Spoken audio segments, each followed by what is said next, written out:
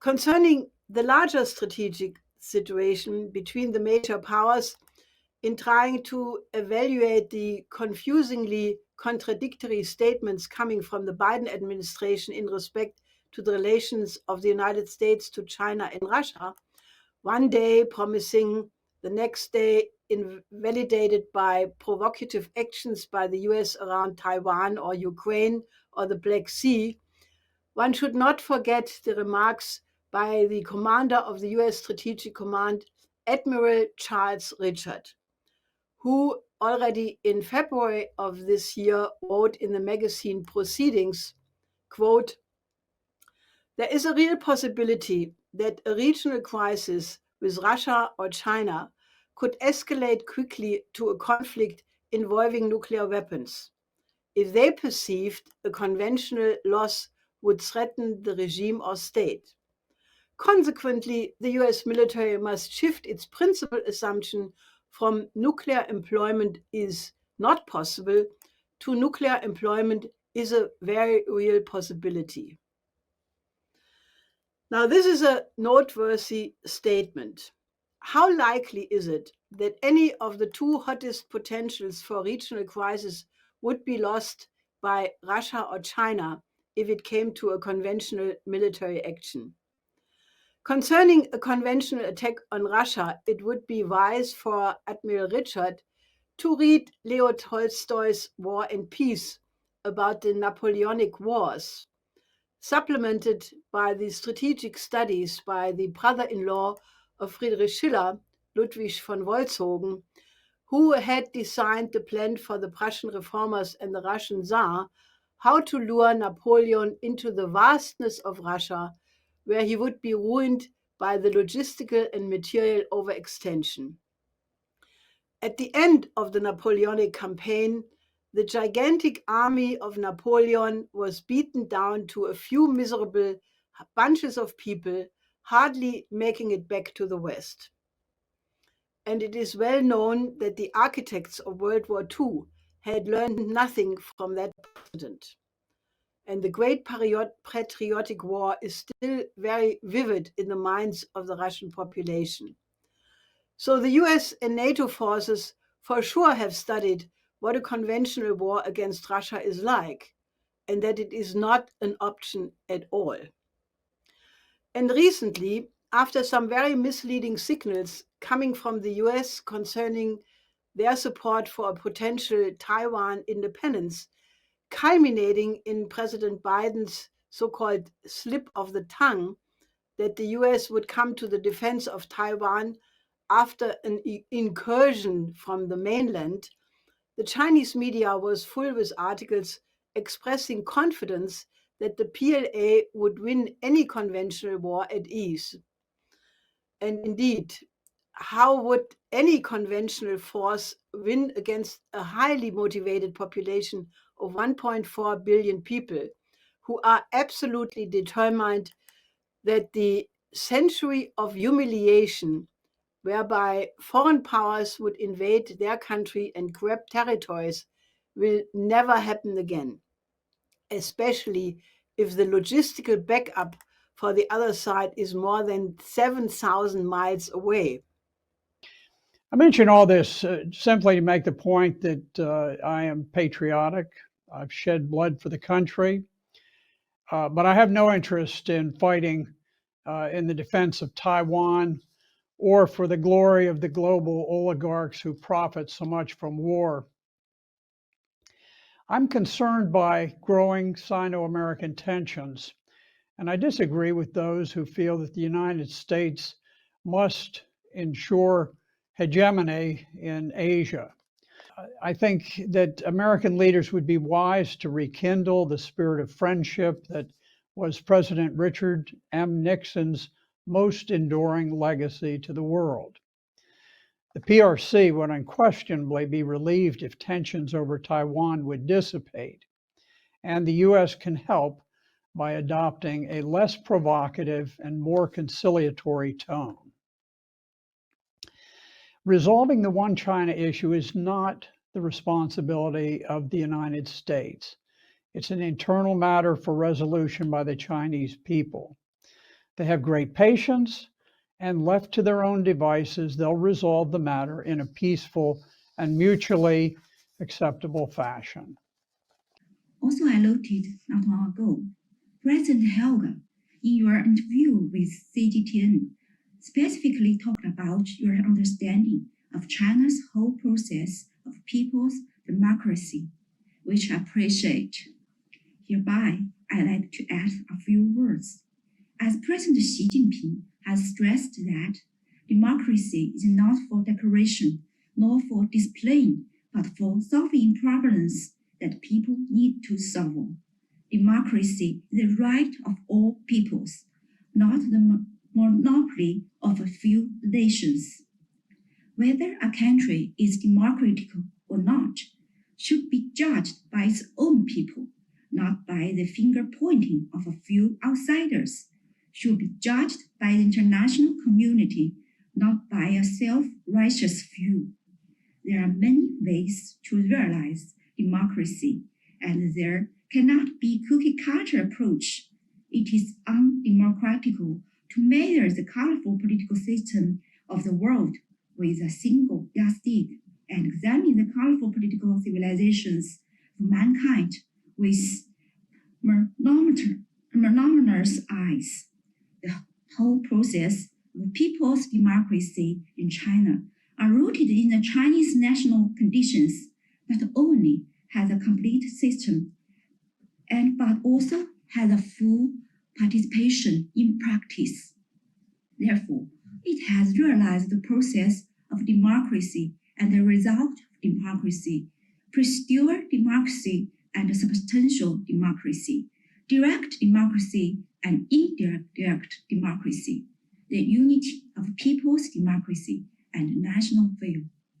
It is a full chain, all directional and all encompassing democracy has won sincere support by the entire Chinese people and contributed Chinese experience and wisdom to the world political system and to human political civilization.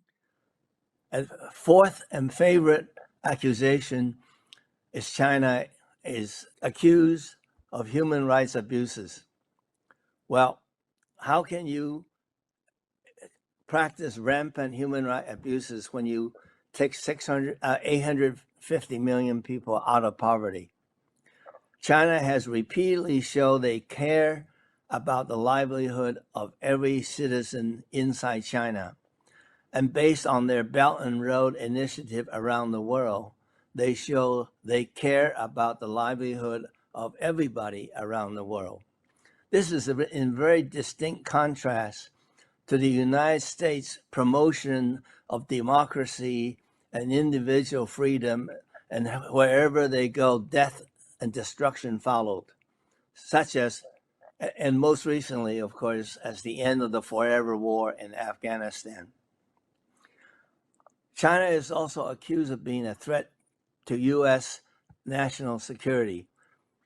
And as a result, ethnic Chinese Americans working in the science and technology field in the United States are harassed by the FBI, arrested without due process, their career and livelihood destroyed, and then without any apology or any offer of compensation, the Department of Justice frequently then just drop all the charges and leave these people to dangle by themselves.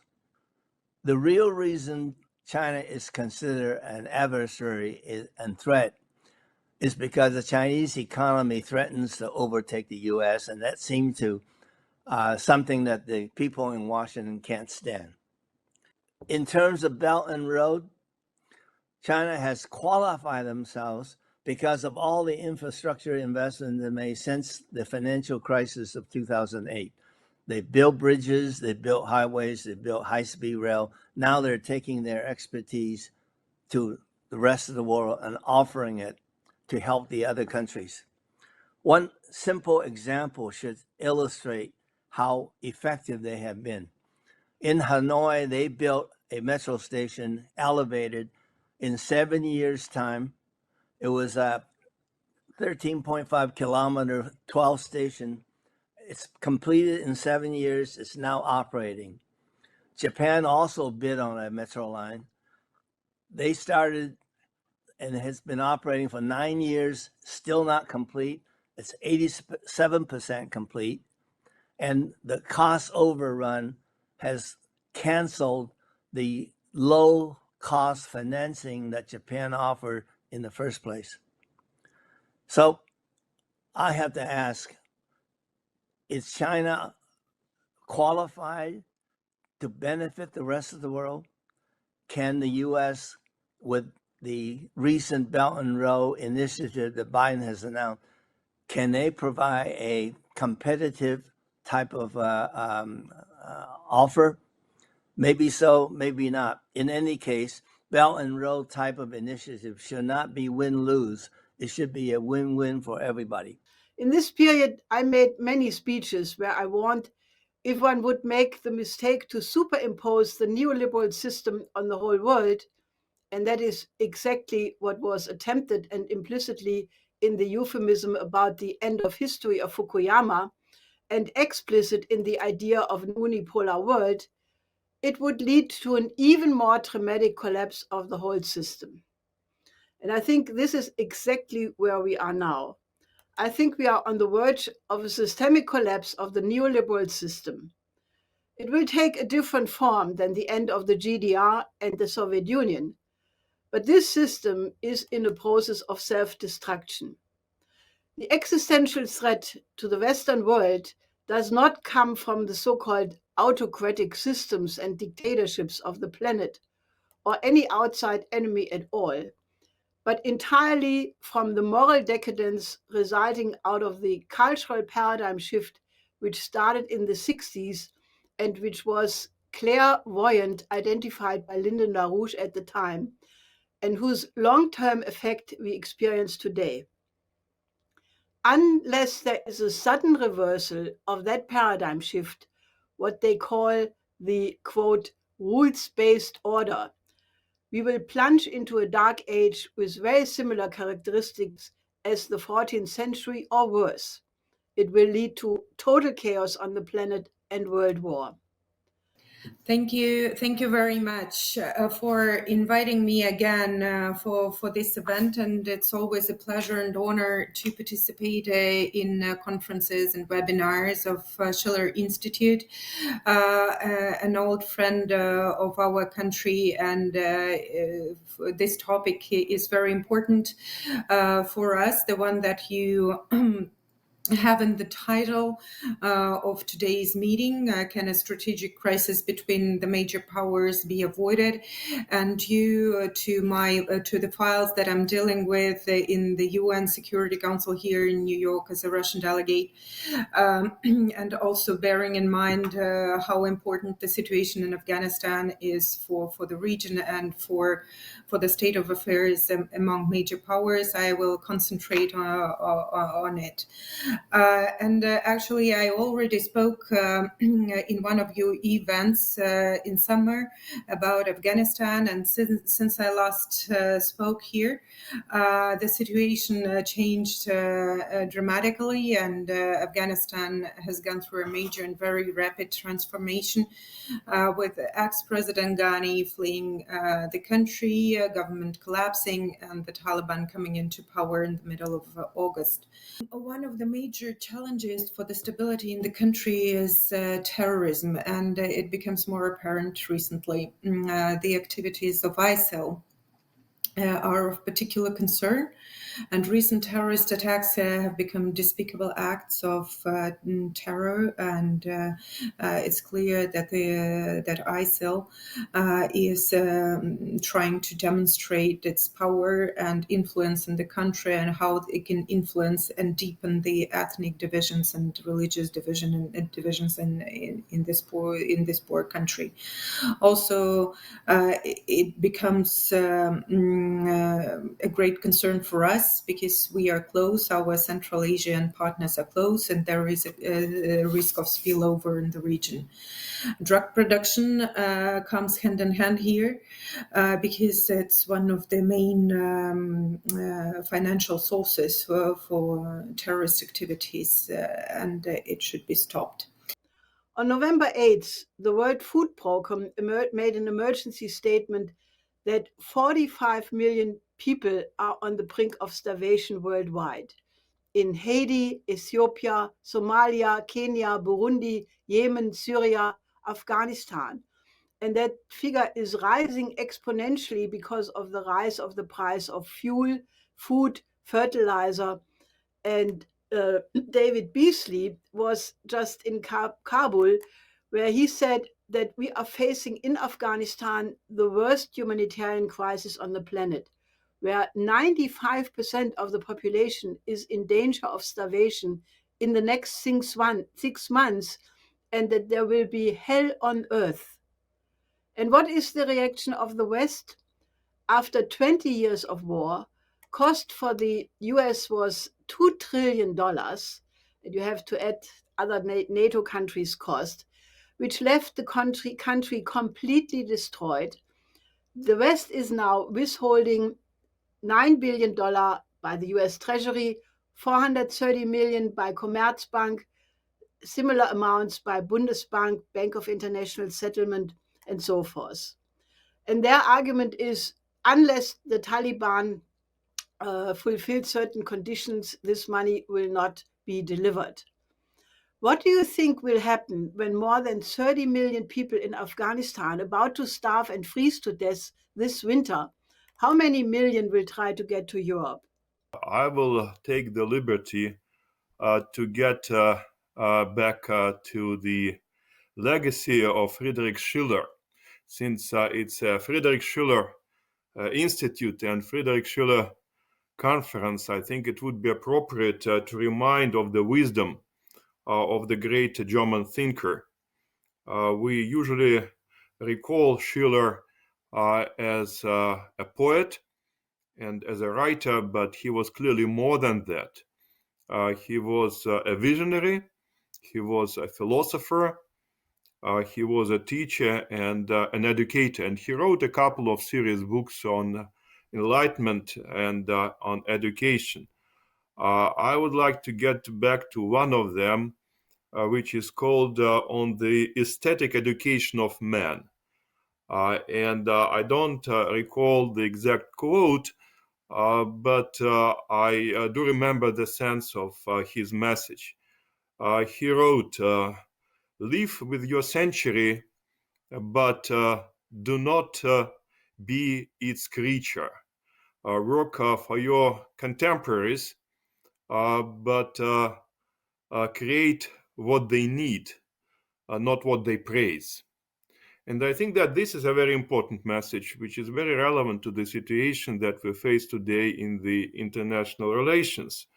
Leaders, political leaders of today, usually try to provide to their constituencies what these constituencies want, rather than what these constituencies really need. Leaders try to follow opinion polls. They try to reflect the fluctuations in the public moods. And I wonder whether we can really call that a leadership. A leader should be in a position to make steps that are perceived unpopular, risky, and steps that many would oppose. If you want to lead, sometimes you have to turn back to your constituency. You should be in front of the constituency, not follow the constituency. And I think that this is something that we should remember when we talk about the current US policies, including the US policy towards the Russian Federation. We're approaching a small anniversary, 6 years since President Biden and President Putin met in Geneva. That was in the middle of June of this year. And many people hoped that probably this meeting would mark a turning point in the relationship. Maybe the two sides started to move away from the crisis, away from this very difficult relationship that they had for at least a couple of years. I and Bill Binney resigned from the National Security Agency on October 31st, 2001, because we were prevented from using means readily available to us prior to 9/11 that would have prevented those terrorist attacks from occurring. We were prevented by corrupt elements of our intelligence community and our government, which have never been held accountable. Trillions of dollars and millions of lives on both sides of the resulting wars have been lost. More importantly, the world has become less safe, not more safe, over the past 20 years. I believe that any talk of potential military confrontation or war with Russia, China, or other nations must be thoroughly discussed with the American people, as it never is, and by those, such as myself, in a position to reveal the true way these decisions are made, decisions which are often the opposite of those in the true interest of the United States itself. In my time at the National Security Agency, I specialized in intelligence pertaining to Russia. 4 years ago, Bill Binney and I, at the height of the Russiagate hoax, came to New York City to discuss our view that the story that Russia hacked the Democratic National Committee was in no way corroborated by evidence. The case of Julian Assange, we contend, and a different way, the case of Ed Snowden.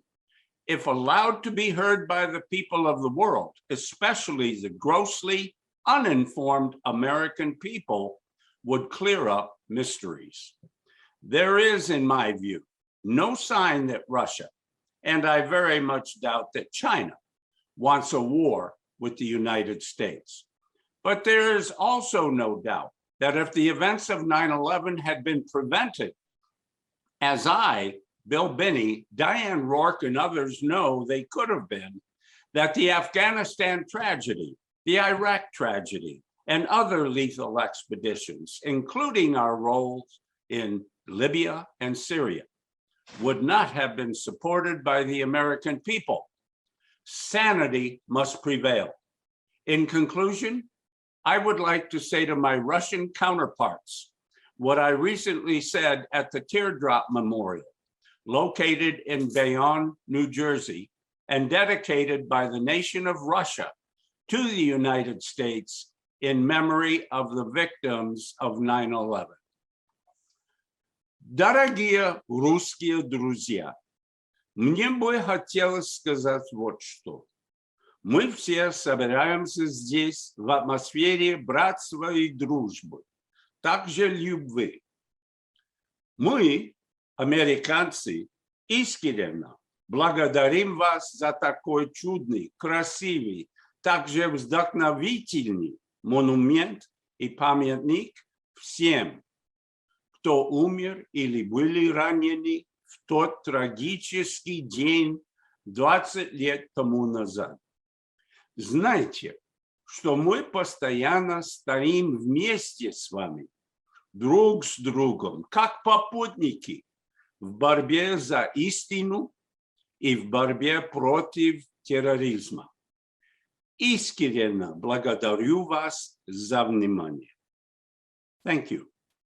I think it is critically important for contemporary leaders to go beyond their day-to-day institutional interests, beyond their immediate constituencies of stakeholders, and to think not in terms of narrowly defined national interests of their respective countries, but rather in terms of global commons. I understand that that might sound naive and not very practical, but that's the only way we can assure the survivability of our species. Otherwise, I'm afraid we're moving in the direction of an epic disaster with unpredictable consequences. Thank you. Sometimes when, two people or two groups of people have tensions, they cannot resolve that if they only stick to the issues which divide them. Sometimes the only way how you can make progress is that you address an issue which is of higher importance and the importance of all of mankind. And it has been my conviction for a long time that the proposal by President Putin for a P5 meeting would be an absolute important step in this direction, because there must be some gremium which has a plan of how to address the issues which are exploding right now: the migration, the famine, the pandemic. I mean, we have an existential crisis, and I think if the P5 nations, I'm frankly not so optimistic about the British component of that combination, but so be it, that, if there would be a plan how to overcome these three problems: the famine, the COVID pandemic effects, and the migration, which is the consequence of all of this. And there would be a plan how to work together to develop Africa, to develop Southwest Asia, and some other areas like Haiti and maybe other countries as well. I think that if there would be a joint statement and joint plan from the major powers, it would have the support of the whole world. I think that kind of leadership is really what everybody would be extremely important about, because first of all, it's very urgent, and secondly, right now the international situation reminds me more like a lawless situation. Naturally, the UN Security Council is still there, but ever since the Libya intervention, it was lied to, sort of. In any case, I think that sometimes to overcome tensions among major countries and also people is to define a goal which addresses the need of humanity as a whole. And then you would have the support of, all the countries in the world, maybe except 2 or 3. But I think such a plan, such a vision is urgently needed.